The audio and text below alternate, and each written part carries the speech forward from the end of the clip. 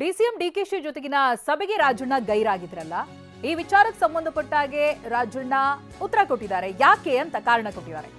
ಡಿಕೆಶಿ ಜೊತೆ meeting fix ಮಾಡಿದ್ದೆ ನಾವು, ನನಗೆ ಹುಷಾರಿರ್ಲಿಲ್ಲ, ಡಾಕ್ಟರ್ ಬಳಿ ಹೋಗಿದ್ದೆ, ಆಮೇಲೆ ನಾನು ಸತೀಶ್ ಮನೆಗೆ ಹೋಗಿರೋದು. ನಿನ್ನೆ ಡಿಕೆಶಿ ಬಂದಾಗ ನಾನು ಕೂಡ ಇರಬೇಕಿತ್ತು, ಬಟ್ ಆರೋಗ್ಯ ಸರಿ ಇರಲಿಲ್ಲ, ಹಾಗಾಗಿ ಬಂದಿಲ್ಲ ಅಂತ ಹೇಳಿದ್ದಾರೆ.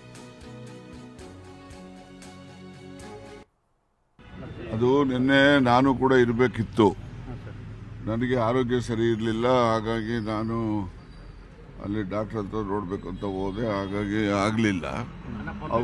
ಅವ್ರೇನು ಹೇಳಿದ್ದಾರೆ, ಅವ್ರು ಹೇಳಿದ್ದಕ್ಕೆ ಪೂರ್ತಿ ಸಹಮತ ಇದೆ.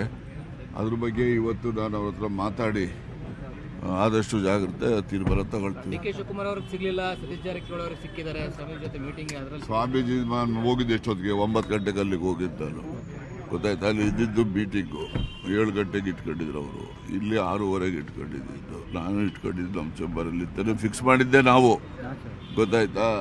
ಬಟ್ ನನಗೆ ಆರೋಗ್ಯ ಸರಿ ಇರಲಿಲ್ಲ, ನಾನು ಅಲ್ಲಿ ನನ್ನ ಮಗಳ ಮನೆ ಹತ್ರ ಹೋದೆ, ಆಮೇಲಿಂದ ಈ ಥರ ಇದೆ ಅಂದು ಸರಿ 9 ಗಂಟೆಗೆ ನಾನು ಅಲ್ಲಿಗೆ ಹೋದವನು, ಎಲ್ಲಿಗೆ ಅಲ್ಲಿ ಸ್ವಾಮೀಜಿಯವ್ರನ್ನ ಭೇಟಿ ಮಾಡೋಕ್ಕೆ.